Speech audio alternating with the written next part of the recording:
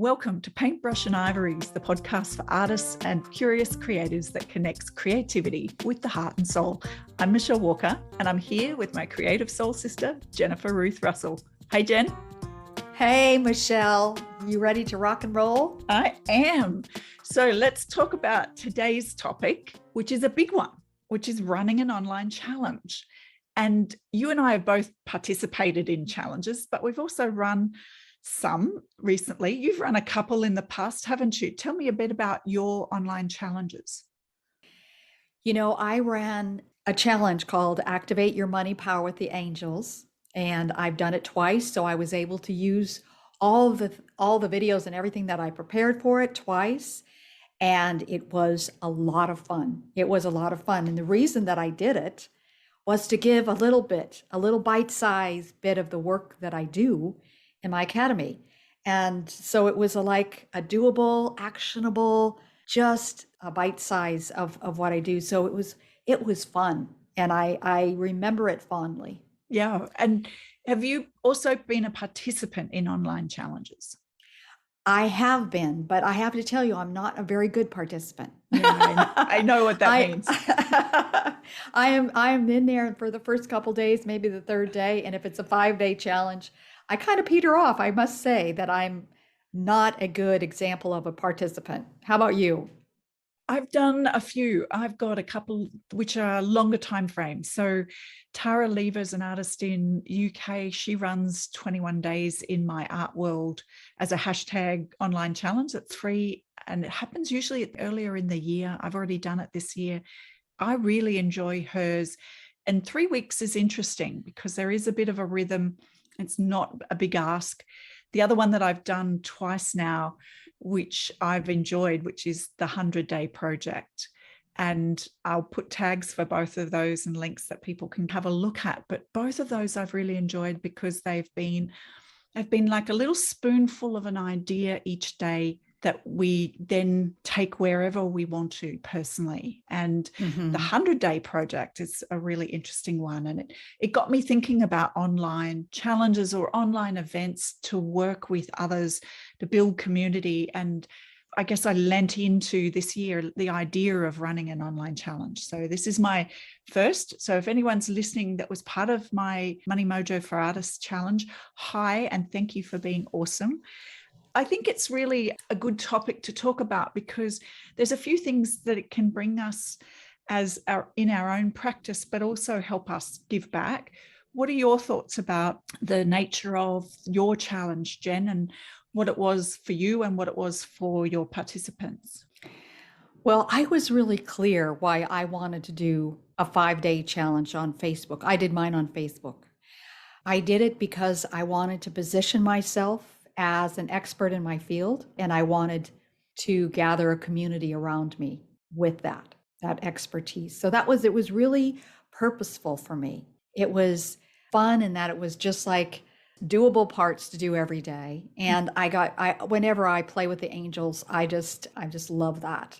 But I really wanted also for it to be really relevant, that it would be something that people would really engage in. Yeah, and that I would absolutely get to know more people in my area, which I guess we could call niche, in my niche, and people that I work with and who I am expanded. In an expanded sense. So if anyone's listening that would like to run an online challenge with a sort of a creative focus, but it doesn't have to be per se, I think there's some big chunks of things we can talk through because you and I have both done this and we've done other things. And I've got to say that in my case, my online challenge was almost like a mini course. I don't know if it was even almost, it definitely was. So there was kind of a content depth to it. So if you're out there and you're thinking about running an online challenge, what would be the things that you would need to think through and organize for it to be a success? And I think that's what we want to focus on today. And possibly we've got too much content, so it may go into a part 2. We'll see how we go. Yeah, that sounds good. Yeah. So let's start from the beginning then. What was the process for you to come up with your idea and your focus for your challenge? And what would you think about for others that might be trying to do this? My process is always really simple. It's to think from the end. So, what is the end result that I'm looking for?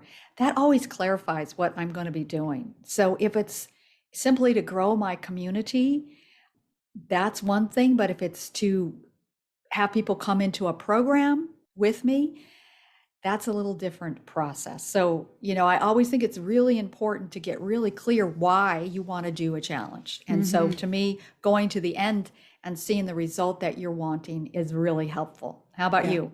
Yeah, I think that's perfect. And for me, purpose is really a good starting point. And this year, when I ran the online challenge around Money Mojo for artists, it was very much about I've got this business coaching and specialist coaching area in money that I wanted to share into the community of artists that I know and that could take advantage of it. For me, I felt like I had a useful body of knowledge that could transfer really well into that community with a very specific take. And having been inside, being a full-time artist for the last couple of years, I started to see it from a different perspective. And I felt that that would be a valuable thing to gift. And it was that motivation, and with some feedback from other artists. And I'm in a community that's an international community of artists, and there was a lot of talk about it. And I realized that some of the stuff that I'd learned back in my business coaching and life coaching days was really valuable. So that for me was the purpose. The purpose was to share into the community of artists that I'm connected to, who I feel, it's all about lifting each other up and sharing what we know so that we can all do better work and all be more sustainable in our art practice and business. So for me, that was really exciting. And I think that while I didn't have this as a purpose, I think sometimes it can be a really good way for someone to understand their audience or their community more through doing an activity like this. Absolutely. It's really valuable and rich information, and to understand both the struggles and the aspirations. So that if you've got online courses or coaching programs or teaching programs of any sort, you can really target them a little better and be clearer about what the benefits might be. So mine was, I think, very much a recognition that I had something that might be useful in my community.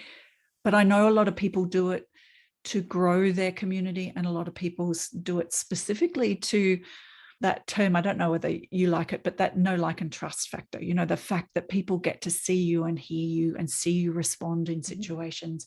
And so they can learn to sort of decide whether or not you're their kind of person.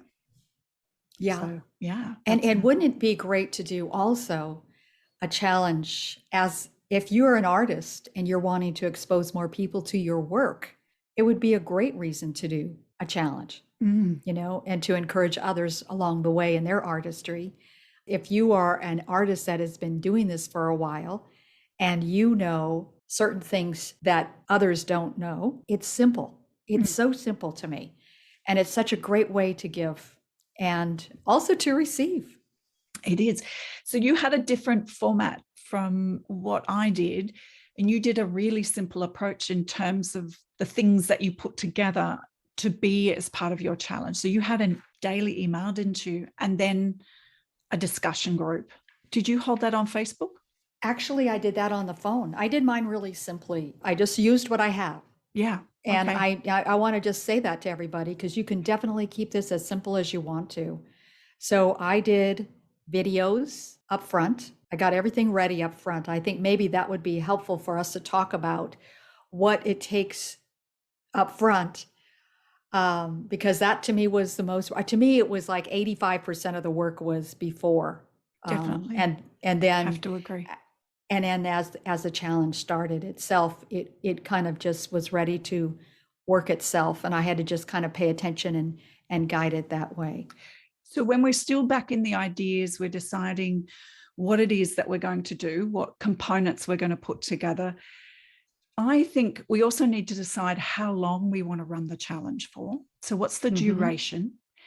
And, as I said, Jean Thompson's 100-day project is 100 days. And Tara Lever's 21 days and yours was 5 days and mine was 7 days, but actually 8. So there is no fixed duration that makes it a winner. It's more about what do you feel like you want to do if you're running the challenge, doesn't it? I mean, what have you got to offer in terms of content that you think hangs together well, but also what have you got time and energy for to make it work for you? The other question for me is it going to be a free challenge or is it going to be paid? So yours was free, Jen? Was it a free one? Mine was free. In fact, I gave away cash prizes because we were working with money and the angels. And so we were, activating. It was free. So you also used incentives. I did that as well. I think the decision about free or paid was really interesting. And for me, because I was doing a money challenge, Money Mojo, I wanted people to really put their hand on their heart and say, I'm in. And I felt like even keeping the entry cost, if you like, quite low, it did reflect a degree of, I'm all in. I think, if you got to put $20 on the table, you want to get that $20 worth. I think it was such a great idea. And I think I learned from you because next time I will also, not a large fee, but something that says exactly what you said. I'm committed to this process. Yeah. Yep. Beautiful. Yep. And when we get to thinking about one of the struggles I had with my challenge was actually titling it. So can I just share that I spent at least 2 months in quandary and I must have come up with 8 different names, which all of them went past Jen and our other mastermind goddess, Lisa.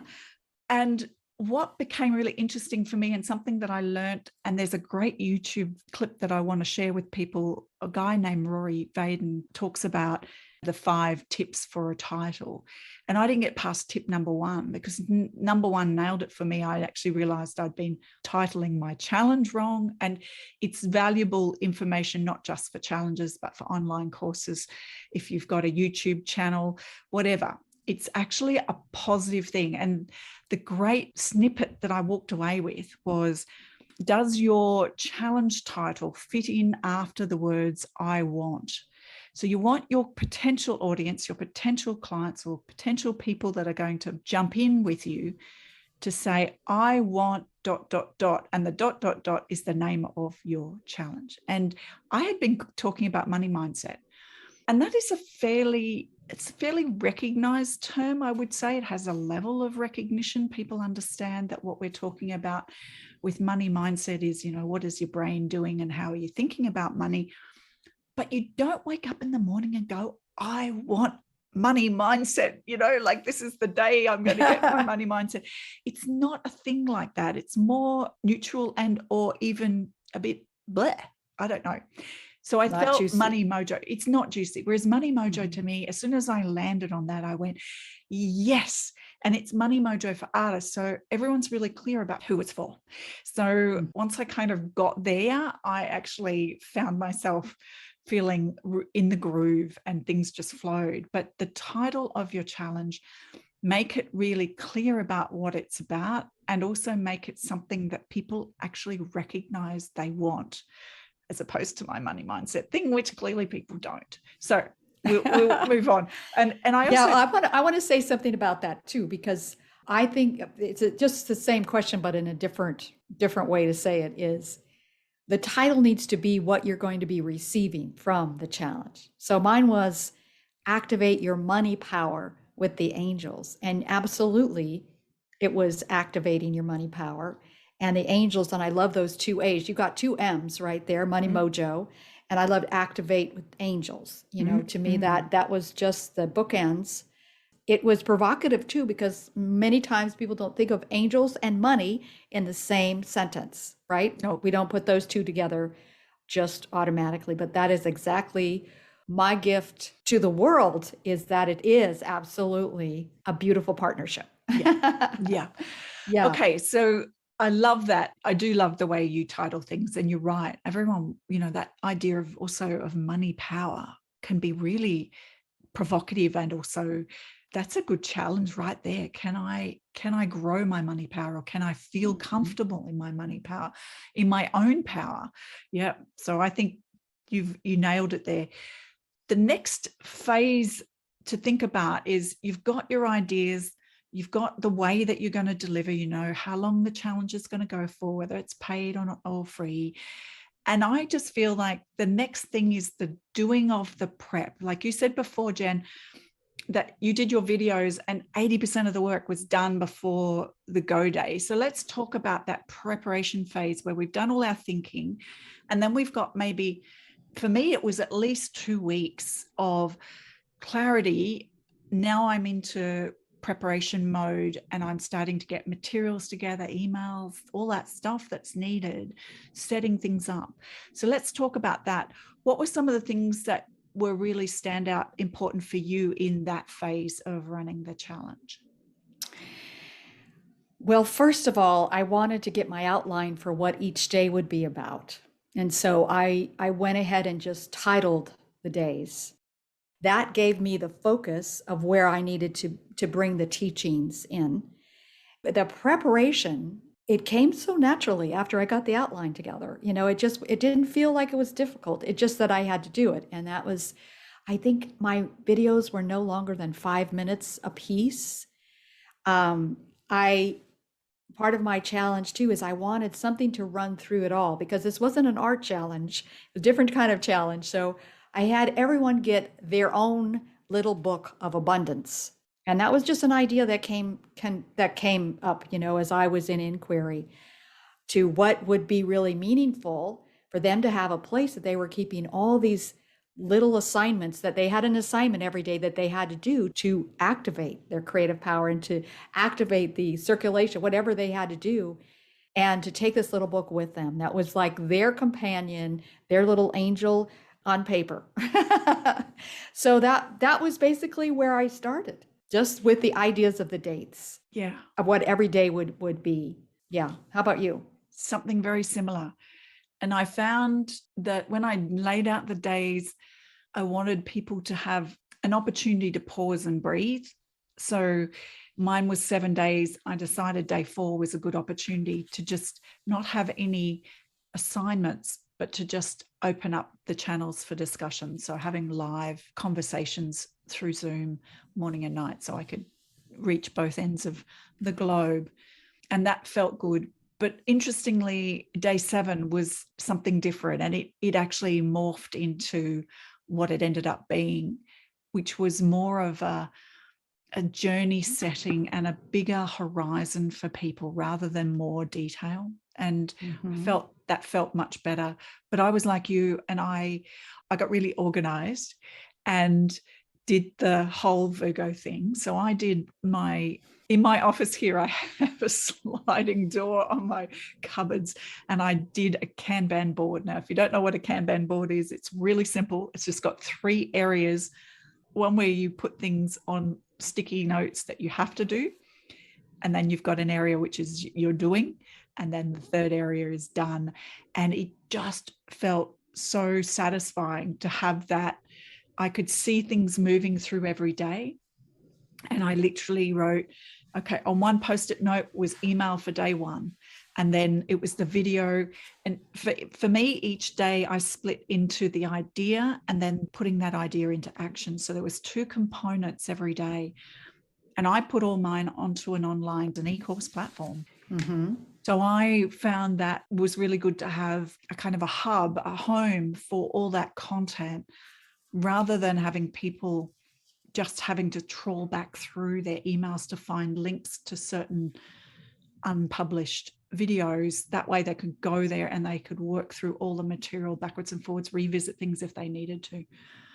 So my prep, once I got the structure and I literally put the structure into the online course, I then just started populating it with videos and content of text and downloads and other worksheets and so forth. And just, it took me nearly 2 weeks to work through that, getting that all that material together. And it felt good because I also had that process of I couldn't tell you necessarily the detail of what I said in any one of them. I was just in the moment. It just flowed. And sometimes when I read my own emails, I think, wow, that's kind of interesting. I'd forgotten I'd said that. So I think that process, so I gave myself a fair bit of space to be able to do it. So I didn't want to be under the pump. So if you're like me and you don't work well under time pressure, I just don't anymore. I don't want to do it. I hate going there. I hate the energy of it. So I always make sure I've got a luxury of time where I feel this sort of expansion and I can kind of do everything that I want to do and get it looking how I want it to look. So the content being in a place, whether it's videos somewhere or it's, online course information. The other key thing that we need to think about in the preparation phase is, where are you going to send people who might be interested, who've either heard you talk or maybe seen something that you've posted? You need to send them to a page where they can get information and hopefully say yes. So there's that body of work as well, that sign up page. And that's a really important interaction piece, because that's a whole conversation that you're having with someone, and you need to do that well. So I feel like that's a really critical part, as important as the content that you're going to deliver, that first interaction that people might have. Well, I am not a Virgo, so I will speak from the Gemini point of view. And that is, I really needed something to follow. And if you're feeling a little overwhelmed right now because of all the things we're talking about, I want you to check out Alina Vincent. She's a wonderful teacher, and her website is businesssuccessedge.com. She's a great teacher. She's great at teaching things in a methodical order. And she has a free checklist, actually, that's called Fast, Easy, and Profitable Online Challenges. Look under the Facebook category there. And I followed her checklist, and it was so helpful for me, to see what I needed to do next and what was important now, all the way up to the challenge and then during the challenge. And I really appreciated having that kind of guide for me. Yeah. I'll put that link in the show notes. So the other thing, which is now we're getting into sort of some of the more minor stuff, but still needs to be thought about, is people need a thank you page, or they need some indication that they've actually been registered and that they know that they're in. And so you have to have some way of collecting the emails. In my case, I also needed a shopping cart because mine was a paid challenge. And then we need to think about doing up the promotions that we're going to run in that period before Go Day. So promotions are really important. What sort of things did you do for your promotions, Jen? Emails. I remember graphics. Not everyone is going to be like, wow, I just threw a graphic together and it was wonderful. Graphics to me are really important. And I happen to have a graphic artist that I use when I really want things to spark. So I think that's really important, to have a graphic that is identifiable for your challenge. And yours was amazing, Michelle. You're always good at that. Just like it shines, it is what people will go, oh, wow, I want to be a part of that. I think that's so much part of the pre stuff. And to promote it, you should always have that graphic in every email that you send out. I work with emails and also with social media, just getting the word out and making it super, super easy for people to sign up, enticing. What is the promise? What is the promise of this challenge? Don't be afraid to give them a promise, because that's what they're looking for. Why should they spend their time? You need to get clear about that. Absolutely. Why they need to spend their time. And so to me, it was about, I think, 10 days out, 2 weeks out, I started promoting it online on Facebook, Instagram, and start sending emails. I had a series of emails that I sent to my list. I have a list. And one of the ways I grew my list was actually giving Facebook challenges. So it's a wonderful place to start growing an email list if you don't have one. This is where I would start if I was just starting out. I think that's great advice. Yeah. The other thought, if you've got platforms like we've got, which is the podcast, you can also use those sorts of ways of reaching people if they're likely to be your audience.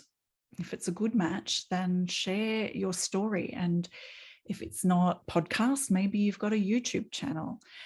It gets a little tricky with YouTube if it's a paid challenge, because it then becomes a promotion for a paid product, and that's not as well regarded and embraced by YouTube. They can put all sorts of restrictions, but I think if it's a free challenge, then you've got a little more leeway. And I think that there can be a lot of really good ways. And I agree, graphics for me are everything. And blessed be Canva in my world. So Yeah. I think we've done a big dive into the first bit, and we've talked for nearly half an hour and we haven't even hit go on the challenge. So I think we need to pause there. What do you think, Jen? I think it's a great idea. Let's take a breather. Let's take integrate it as a wrap for this episode, and we look forward to talking some more about the actual running of the challenge and the wrap up of your online challenge in part 2. So thank you everyone for joining and listening. We appreciate your time. Thanks, Jen. Thank you, Michelle. Always wonderful.